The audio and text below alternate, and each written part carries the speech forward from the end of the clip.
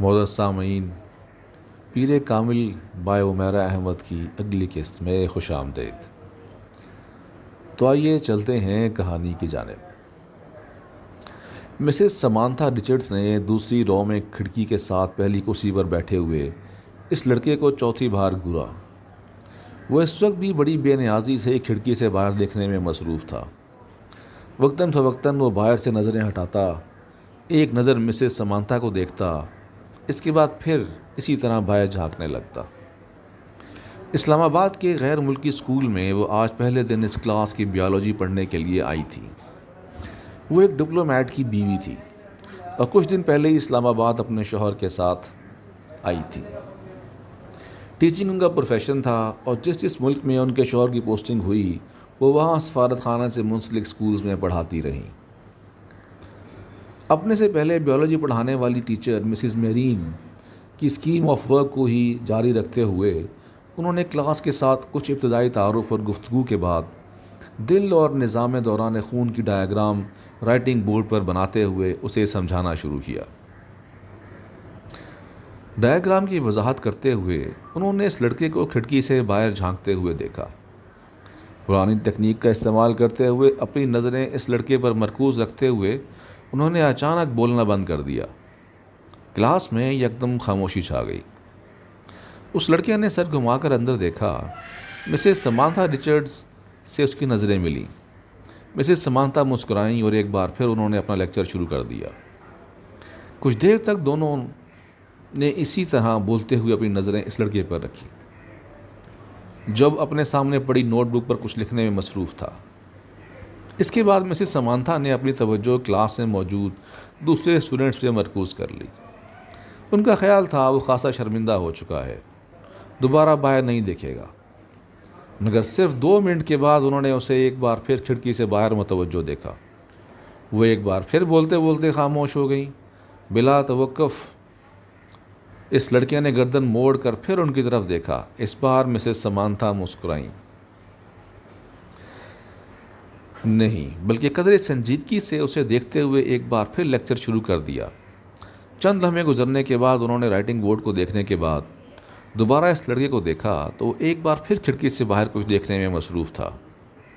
اس بار غیر محسوس طور پر ان کے چہرے پر کچھ ناراضی نمودار ہوئی اور وہ کو جھنجھلاتے ہوئے خاموش ہوئیں۔ ان کے خاموش ہوتے ہی اس لڑکے نے کھڑکی کے باہر سے اپنی نظریں ہٹا کر ان کی طرف دیکھا۔ اس بار اس لڑکے کے ماتھے پر بھی کچھ شکنیں تھیں۔ ایک نظر مسز سمانتھا کو ناگواری سے دیکھ کر وہ ایک بار پھر کھڑکی سے باہر دیکھنے لگا۔ اس کا انداز اس قدر توہین آمیز تھا کہ مسز سمانتھا رچرڈز کا چہرہ سرخ ہو گیا۔ سالار، تم کیا دیکھ رہے ہو؟ انہوں نے سختی سے پوچھا۔ نتھنگ، یک لفظی جواب آیا۔ وہ اب چبھتی ہوئی نظروں سے انہیں دیکھ رہا تھا۔ تمہیں پتہ ہے میں کیا پڑھا رہی ہوں؟ ہوپ سو، اس نے اتنے روڈ انداز میں کہا کہ سمانتھا رچرڈز نے یکدم ہاتھ میں پکڑا ہوا مارکر کیپ سے بند کر کے ٹیبل پہ پھینک دیا۔ یہ بات ہے تو پھر یہاں آؤ اور یہ ڈایاگرام بنا کر اس کو لیبل کرو۔ انہوں نے اسفنج کے ساتھ رائٹنگ بورڈ کو صاف کرتے ہوئے کہا۔ یہ کے بعد دیگرے لڑکے کے چہرے پر کئی رنگ آئے۔ انہوں نے کلاس میں بیٹھے ہوئے اسٹوڈنٹس کو آپس میں نظروں کا تبادلہ کرتے دیکھا۔ وہ لڑکا اب سرد نظروں کے ساتھ سمانتھا رچرڈ کو دیکھ رہا تھا۔ جیسے ہی انہوں نے رائٹنگ بورڈ سے آخری نشان صاف کیا وہ اپنی کرسی سے ایک جھٹکے کے ساتھ اٹھا۔ تیز قدموں کے ساتھ اس نے ٹیبل پہ پڑا ہوا مارکر اٹھایا اور بھرک رفتاری کے ساتھ رائٹنگ بورڈ پر ڈایاگرام بنانے لگا۔ پورے 2 منٹ 57 سیکنڈز کے بعد اس نے مارکر پر کیپ لگا کر اسے میز پر اسی انداز میں اچھالا جس انداز میں سمانتھا رچرڈز نے اچھالا تھا، اور سمانتھا کی طرف دیکھے بغیر اپنی کرسی پر آ کر بیٹھ گیا۔ مسز رچرڈز نے اسے مارکر اچھالتے یا اپنی کرسی کی طرف جاتے نہیں دیکھا۔ وہ بے یقینی کے عالم میں رائٹنگ بورڈ پر 3 منٹ سے بھی کم عرصے میں بنائے جانے والے اس لیبل ڈایاگرام کو دیکھ رہی تھی جسے بنانے میں انہوں نے 10 منٹ لیے تھے، اور وہ ان کی ڈایاگرام سے زیادہ اچھی تھی۔ وہ کہیں بھی معمولی سی غلطی بھی نہیں ڈھونڈ سکی۔ کچھ خفیف سی ہوتے ہوئے انہوں نے ایک گردن موڑ کر ایک بار پھر اس لڑکے کو دیکھا۔ وہ پھر کھڑکی سے باہر دیکھ رہا تھا۔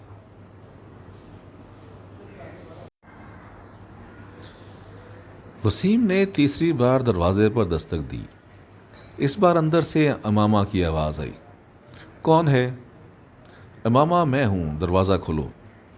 وسیم نے دروازے سے اپنا ہاتھ اٹھاتے ہوئے کہا۔ اندر خاموشی چھا گئی۔ کچھ دیر بعد دروازے کا لاک کھلنے کی آواز سنائی دی۔ وسیم نے دروازے کے ہینڈل کو گھما کر دروازہ کھول دیا۔ امامہ اس کی جانب پشت کیے اپنے بیڈ کی طرف بڑھی۔ تمہیں اس وقت کیا کام آن پڑا ہے مجھ سے؟ آخر تم نے اتنی جلدی دروازہ کیوں بند کر لیا تھا؟ ابھی تو 10 بجے ہیں۔ وسیم کمرے میں داخل ہوتے ہوئے بولا۔ بس نیند آ رہی تھی۔ وہ بیڈ پر بیٹھ گئی۔ وسیم اس کا چہرہ دیکھ کر چونک گیا۔ تم رو رہی تھیں؟ بے اختیار اس کے منہ سے نکلا۔ امامہ کی آنکھیں سرخ اور سوجی ہوئی تھیں اور وہ اس سے نظریں چرانے کی کوشش کر رہی تھی۔ نہیں، رو نہیں رہی تھی، بس سر میں کچھ درد ہو رہا تھا۔ امامہ نے مسکرانے کی کوشش کی۔ وسیم نے اس کے پاس بیٹھتے ہوئے اس کا ہاتھ پکڑ کر ٹمپریچر چیک کرنے کی کوشش کی۔ کہیں بخار تو نہیں ہے تمہیں؟ اس نے کچھ تشویش بھرے انداز میں کہا اور پھر ہاتھ چھوڑ دیا۔ نہیں، بخار تو نہیں ہے۔ پھر تم کوئی ٹیبلٹ لے لیتی؟ میں لے چکی ہوں۔ اچھا، تم سو جاؤ۔ میں باتیں کرنے آیا تھا، مگر اب اس حالت میں کیا باتیں کروں گا تم سے؟ وسیم نے قدم باہر کی طرف بڑھاتے ہوئے کہا۔ امامہ نے اسے روکنے کی کوشش نہیں کی۔ وہ خود بھی اٹھ کر اس کے پیچھے گئی اور وسیم کے باہر نکلتے ہی اس نے دروازے کو پھر لاک کر لیا۔ بیڈ پر اوندھے منہ لیٹ کر اس نے تکیے میں منہ چھپا لیا اور وہ ایک بار پھر ہچکیوں کے ساتھ رو رہی تھی۔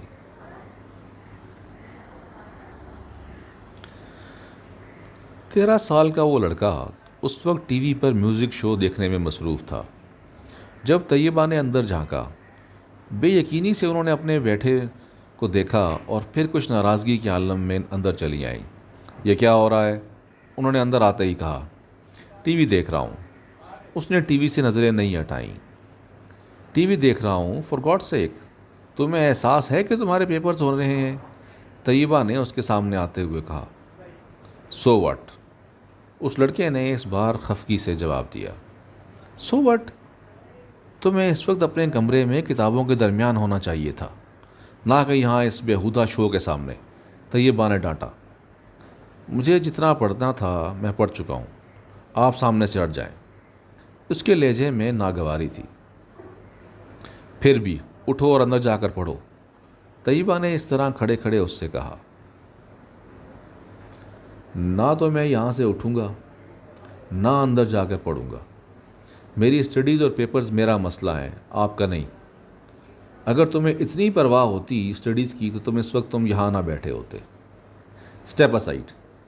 اس نے طیبہ کے جملے کو نظر انداز کرتے ہوئے بڑی بدتمیزی کے ساتھ ہاتھ کے اشارے سے کہا۔ آج تمہارے پاپا آ جائیں تو میں ان سے بات کرتی ہوں۔ طیبہ نے اسے دھمکانے کی کوشش کی۔ ابھی بات کر لیں، کیا ہوگا؟ پاپا کیا کر لیں گے؟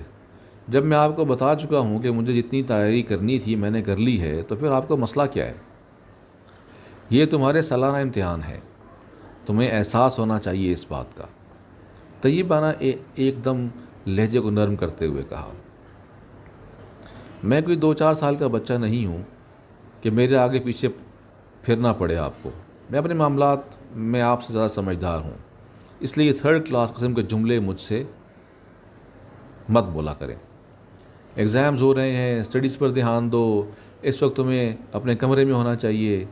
اوکے، میں تمہارے فادر سے بات کروں گی۔ واٹ اے ربش۔ وہ بات کرتے کرتے غصے میں صوفے سے اٹھ کر کھڑا ہو گیا۔ ہاتھ میں پکڑا ہوا ریموٹ اس نے پوری قوت سے سامنے والی دیوار پہ دے مارا اور پاؤں پٹکتا ہوا کمرے سے نکل گیا۔ طیبہ کچھ بے بسی اور خفت کے عالم میں اس کمرے سے باہر نکلتا ہوا اسے دیکھتی رہی۔ فلومینا فرانسس نے اپنے ہاتھ میں پکڑے پیکٹ میز پہ رکھتے ہوئے ایک نظر ہال میں دوڑائی۔ پیپر شروع ہونے میں ابھی 10 منٹ باقی تھے اور ہال میں موجود اسٹوڈنٹس کتابیں، نوٹس اور نوٹ بکس پکڑے تیزی سے آگے پیچھے کرتے ہوئے ان پر آخری نظریں ڈال رہے تھے۔ ان کی جسمانی حرکات سے ان کی پریشانی اور اضطراب کا اظہار ہو رہا تھا۔ فلومینا فرانسس کے لیے یہ ایک بہت مانوس سین تھا۔ پھر ان کی نظریں ہال کے تقریباً درمیان میں بیٹھے ہوئے سالار پر جا ٹھہری۔ 25 اسٹوڈنٹس میں اس وقت وہ واحد اسٹوڈنٹ تھا جو اطمینان سے اپنی کرسی پر ٹانگ پہ ٹانگ رکھ کے بیٹھا ہوا تھا۔ ایک ہاتھ میں اسکیل پکڑے آہستہ آہستہ اسے اپنے جوتے پہ مارتے ہوئے وہ اطمینان سے ادھر ادھر دیکھ رہا تھا۔ فلومینا کے لیے یہ سین بھی نیا نہیں تھا۔ اپنے 7 سالہ کیریئر میں انہوں نے پیپرز کے دوران سالار کو اسی بے فکری اور لاپرواہی کا مظاہرہ کرتے پایا تھا۔ 9:02 پر انہوں نے سالار کے پاس سے گزرتے ہوئے اسے MCQs پر مبنی آبجیکٹو پیپر تھمایا۔ 30 منٹ کے بعد اسے وہ پیپر ان سے لینا تھا۔ 9:10 پر انہوں نے سالار کو اپنی کرسی سے کھڑے ہوتے دیکھا۔ اس کے کھڑے ہوتے ہی ہال میں اس کے پیچھے موجود تمام اسٹوڈنٹس نے سر اٹھا کر اسے دیکھا۔ وہ پیپر ہاتھ میں لیے فلومینا فرانسس کی طرف جا رہا تھا۔ فلومینا فرانسس کے لیے یہ بھی نیا سین نہیں تھا، وہ پہلے بھی یہی کچھ دیکھتی آئی تھی۔ 30 منٹ میں حل کیے جانے والے پیپر وہ 8 منٹ میں حل کر کے اس کے سر پر کھڑا تھا۔ پیپر کو دوبارہ دیکھ لو، انہوں نے یہ جملہ اس سے نہیں کہا۔ وہ جانتی تھیں اس کا جواب کیا ہوگا۔ میں دیکھ چکا ہوں۔ وہ اگر اسے ایک بار پھر پیپر دیکھنے پر مجبور کرتی تو وہ ہمیشہ کی طرح پیپرز لے کے جا کر اپنی کرسی کے ہتھے پہ رکھ کر بازو سینے پر لپیٹ کر بیٹھ جاتا۔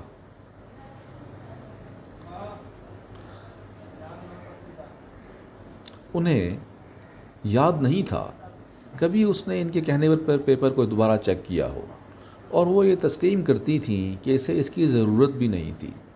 اس کے پیپر میں کسی ایک بھی غلطی کو ڈھونڈنا بہت مشکل کام تھا۔ انہوں نے ایک ہلکی سی مسکراہٹ کے ساتھ اس کے ہاتھ سے پیپر پکڑ لیا۔ تم جانتے ہو سالار، میری زندگی کی سب سے بڑی تمنا کیا ہے؟ انہوں نے پیپر پر نظر ڈالتے ہوئے کہا کہ میں تمہیں 30 منٹ کا پیپر 30 منٹ کے بعد سبمٹ کرواتے ہوئے دیکھوں۔ وہ ان کی بات پر خفیف سے انداز میں مسکرایا۔ آپ کی یہ خواہش اس صورت میں پوری ہو سکتی ہے میم، اگر میں یہ پیپر 150 سال کی عمر میں حل کرنے بیٹھوں۔ نہیں، میرا خیال ہے 150 سال کی عمر میں تم یہ پیپر 10 منٹ میں کرو گے۔ اس بار وہ ہنسا اور واپس مڑ گیا۔ فلومینا فرانسس نے ایک نظر اس کے پیپر کے صفحات کو الٹ پلٹ کر دیکھا۔ ایک سرسری سی نظر بھی انہیں یہ بتانے کے لیے کافی تھی کہ وہ اس پیپر میں کتنے نمبر گنوائے گا۔ 0۔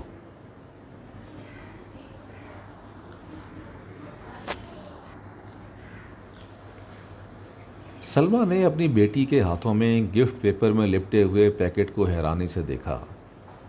یہ کیا ہے ماما؟ تم تو مارکیٹ گئی تھیں، شاید کچھ کتابیں لینی تھی تمہیں۔ ہاں امی، مجھے کتابیں ہی لینی تھیں، مگر کسی کو تحفہ دینے کے لیے۔ کس کو تحفہ دینا ہے؟ وہ لاہور میں ایک دوست ہے میری، اس کی سالگرہ ہے، اسی کے لیے خریدا ہے۔ کوریئر سروس کے ذریعے بھجوا دوں گی، کیونکہ مجھے تو ابھی یہیں رہنا ہے۔ لاؤ پھر مجھے دے دو یہ پیکٹ، میں وسیم کو دوں گی، وہ بھجوا دے گا۔ نہیں امی، میں ابھی نہیں بھجواؤں گی، ابھی اس کی سالگرہ کی تاریخ نہیں آئی۔ سلمیٰ کو لگا جیسے وہ یکدم گھبرا گئی ہو۔ انہیں حیرانی ہوئی، کیا یہ گھبرانے والی بات تھی؟ 3 سال پہلے امامہ کی وجہ سے انہیں بہت زیادہ پریشانی کا سامنا کرنا پڑا تھا، انہیں اور ان کے شوہر ہاشم کو۔ وہ تب اپنی بیٹی کے بارے میں بہت فکر مند تھیں، اور ہاشم ان سے زیادہ۔ پچھلے 3 سال میں سب کچھ ٹھیک ہو گیا تھا۔ وہ دونوں اب اس کی طرف سے مکمل طور پر مطمئن تھے، خاص طور پر اسجد سے اس کی نسبت طے کر کے۔ وہ جانتی تھیں امامہ اسجد کو پسند کرتی ہے، اور صرف وہی نہیں، اسجد کو کوئی بھی پسند کر سکتا ہے۔ وہ ہر لحاظ سے ایک اچھا لڑکا تھا۔ وہ یہ بھی جانتی تھیں کہ وہ اسجد سے نسبت طے ہونے پر بہت خوش ہوئی تھی۔ اسجد اور اس کے درمیان پہلے بھی خاصی دوستی اور بے تکلفی تھی، مگر بعض دفعہ انہیں لگتا تھا جیسے وقت گزرنے کے ساتھ ساتھ بہت چپ ہوتی جا رہی ہے۔ وہ پہلے ایسی نہیں تھی، مگر اب وہ اسکول جانے والی بچی بھی نہیں رہی، میڈیکل کالج کی اسٹوڈنٹ ہے، پھر وقت بھی کہاں ہوتا ہے اس کے پاس۔ سلمیٰ ہمیشہ خود کو تسلی دے لیتی۔ وہ ان کی سب سے چھوٹی بیٹی تھی، بڑی دونوں بیٹیوں کی وہ شادی کر چکی تھیں، ایک بیٹے کی بھی شادی کر چکی تھیں، جبکہ 2 بیٹے اور امامہ ابھی غیر شادی شدہ تھے۔ اچھا ہی ہے کہ یہ سنجیدہ ہوتی جا رہی ہے، لڑکیوں کے لیے سنجیدگی اچھی ہوتی ہے۔ انہیں جتنی جلدی اپنی ذمہ داریوں کا احساس ہو جائے اتنا ہی اچھا ہے۔ سلمہ نے گہری سانس لیتے ہوئے امامہ سے نظریں اٹھا لیں۔ وہ چھٹیوں میں گھر آئی ہوئی تھی اور جتنے دن وہ یہاں رہتی ان کی نظریں اسی پر مرکوز رہتی۔ پتہ نہیں یہ ساجد کہاں رہ گیا، جو بھی کام اس کے ذمہ لگاؤ بس بھول ہی جاؤ۔ انہیں اچانک اپنے ملازم کا خیال آیا جس کے پیچھے وہ لاؤنج میں آئی تھیں۔ بڑبڑاتے ہوئے وہ لاؤنج سے نکل گئیں۔ معزز سامعین، یہ تھی آج کی ہماری پیر کامل کی قسط۔ امید ہے آپ کو یہ قسط پسند آئے گی، اور ہمارے چینل کو لائک کیجیے اور سبسکرائب کیجیے تاکہ ہم آپ کے لیے اور بہتر سے بہتر مواد پیش کر سکیں۔ بہت شکریہ۔